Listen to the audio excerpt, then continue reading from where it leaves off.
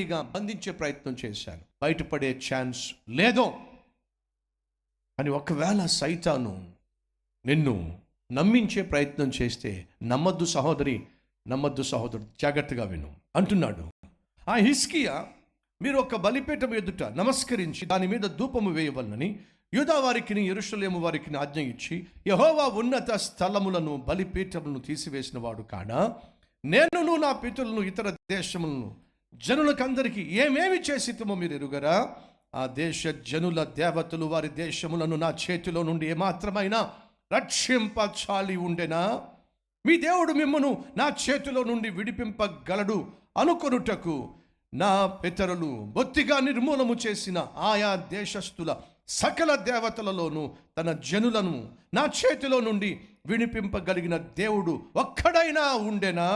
కాబట్టి ఇప్పుడు హిజ్కియా చేత మీరు మోసపోకుడి, మీరు ఇట్టి ప్రేరేపణకు లోబడకుడి, అతన్ని నమ్మకుడే.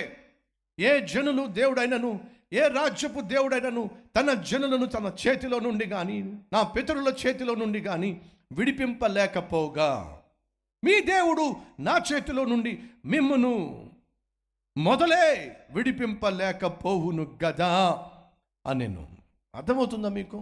దేవుడు నీ పక్షమున పోరాడుతున్నప్పుడు, దేవుడు నీ పక్షమున వ్యాజ్యమాడుతున్నప్పుడు సైతాను సాధారణంగా చేసేది ఏంటో తెలుసా?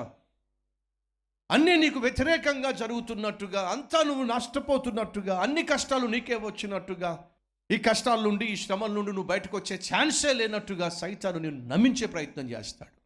నీ పని అయిపోయినట్టుగా, నీ కుటుంబం కూలిపోయినట్టుగా, నీ కాపురం చెడిపోయినట్టుగా, నీ పిల్లలు పాడైపోయినట్టుగా, నీ సంఘము విడిపోయినట్టుగా, వేరైపోయినట్టుగా, విచ్ఛిన్నమైనట్టుగా, నీ పరిచర్య పతనమైపోయినట్టుగా సైతాను నిన్ను భ్రమింపచేసే ప్రయత్నం చేస్తాడు. నమ్మద్దో. హిజ్కియా దేవుణ్ణి ఆధారం చేసుకుని తన ప్రజలను ధైర్యపరిచి, ధైర్యంగా ఉండండి, మన శత్రువుకున్న బలము ఖండబలము, మాంసబలము, మనకున్న బలము దేవుడే. మన పక్షమున దేవుడే పోరాడతాడు, విజయాన్ని మనకు అనుగ్రహిస్తాడు. దేవుణ్ణి ఆధారం చేసుకుని హిజ్కియా తన ప్రజలను బలపరుస్తూ ఉంటే శత్రువైనటువంటి సన్హెరీబు అంటున్నాడు, మీ దేవుడు నా చేతుల్లో నుండి రక్షించటం కల. ఈరోజు ఒకవేళ సైతాను అదే రీతిగా నిన్ను నిరుత్సాహపరుస్తున్నాడేమో. నీ ప్రార్థనలకు జవాబు రావడం కల, నీ ప్రయత్నాలు సఫలీకృతం కావడం అసాధ్యం.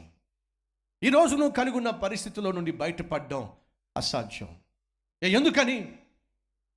ఈరోజు నువ్వు అంటున్నావు దేవుడు నన్ను ఖచ్చితంగా కనికరిస్తాడని, విడిపిస్తాడని. ఇప్పటిదాకా విడిపించలేదుగా సైతాను అంటూ ఉంటాడు. ఇప్పుడు దాకా విడిపించలేదుగా, ఇప్పుడు దాకా స్వస్థపరచలేదుగా, ఇప్పుడు దాకా విజయాన్ని ఇవ్వలేదుగా, ఇప్పుడు దాకా గర్భఫలాన్ని ఇవ్వలేదుగా, ఇప్పుడు దాకా ఉద్యోగాన్ని ఇవ్వలేదుగా, ఇప్పటిదాకా నీ జీవితాన్ని స్థిరపరచలేదుగా, ఇక ఎప్పుడో స్థిరపరుస్తాడని చెప్పి నువ్వు నమ్ముతున్నావు. చూశావు, అది నీ అమాయకత్వం.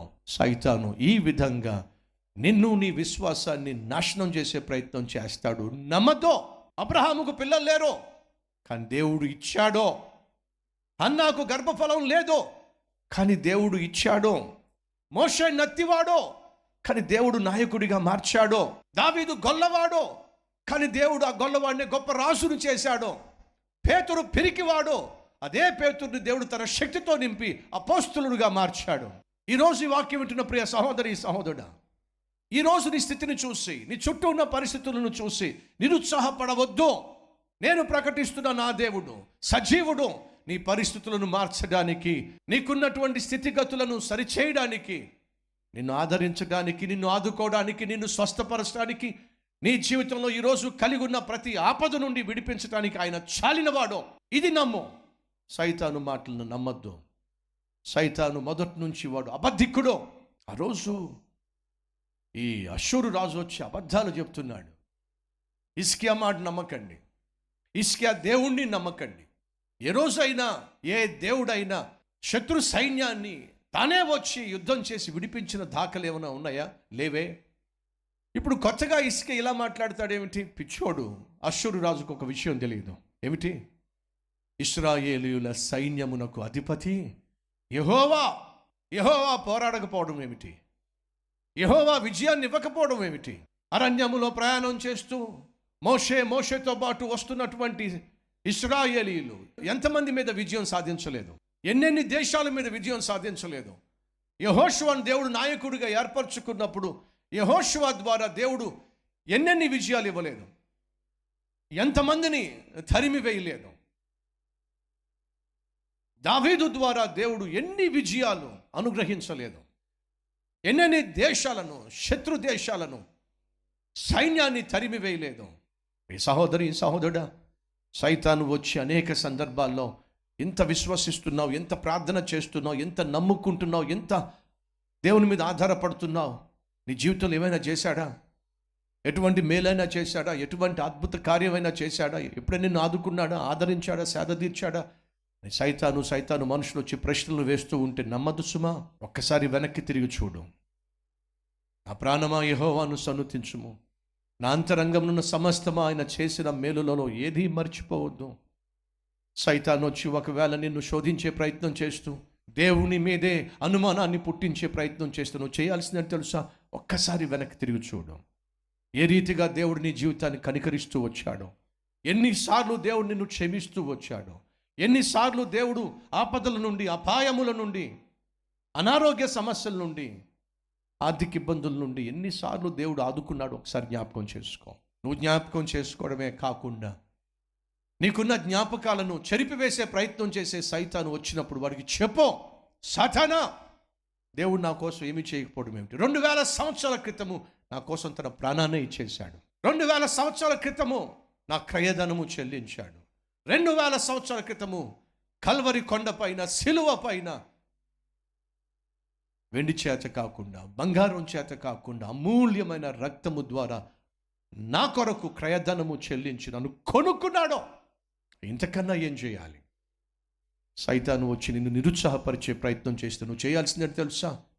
వాక్యాన్ని ఆధారం చేసుకొని, సత్యాన్ని ఆధారం చేసుకుని, జీవితంలో దేవుడు చేసిన ఆశ్చర్య కార్యాలని ఆధారం చేసుకుని వాడికి జవాబు ఇవ్వాలి. హిజ్కియా ప్రజలను చూసి ఈ అష్షూరు రాజు ఎలా నిరుత్సాహపరుస్తున్నారో తెలుసా అండి? ఎస్ ప్రియ సహోదరి సహోదరులు, సైతాను పని ఏమిటంటే నిరుత్సాహపరచటం. దేవుని మీద నువ్వు కలిగి ఉన్నటువంటి అమితమైన విశ్వాసాన్ని కొల్లగొట్టే ప్రయత్నం చేయడం. వాడు అబద్ధికుడు, వాడు మోసగాడు, వాడు నరహంతకుడు, వాడు హంతకుడు. వాడి మాటలు నమ్మద్దు, నిరుత్సాహపడద్దు. అనేక సందర్భాల్లో సైతాను డైరెక్ట్గా వచ్చి నిన్ను నిరుత్సాహపరచడు. నీ చుట్టూ ఉన్న వారి ద్వారానే నిరుత్సాహపరుస్తాడు. నీ చుట్టూ ఉన్న వారి ద్వారానే నీ విశ్వాసాన్ని వీగిపోయే విధంగా చేస్తాడు. దేవుని మీదే అపనమ్మకాన్ని క్రియేట్ చేస్తాడు. ఎవరి ద్వారా? నీ చుట్టూ ఉన్న వారి ద్వారా, నీ చుట్టూ ఉన్న పరిస్థితుల ద్వారా ఇదే పని చేస్తాడు. నిరుత్సాహపడద్దు. హిజ్కియా ఏం చేశాడో తెలుసా మీకు? ఈ సన్హెరీబు అనేటటువంటి రాజు వచ్చి ప్రగల్భాలు పలుకుతూ ప్రజలందరినీ నిరుత్సాహపరిచే ప్రయత్నం చేస్తే, ఒకవైపు రాజుగా సైన్యాన్ని దిట్టపరిచాడు, చుట్టూ ప్రాకారాన్ని నిర్మించాడు, శత్రువుకు నీళ్లు అందకుండా చేశాడు, బలహీనంగా ఉన్నటువంటి గోడలను నిర్మించుకున్నాడు, తన ప్రజలందరినీ కూడా దేవుని వైపుకు తిరిగే విధంగా చేశాడు.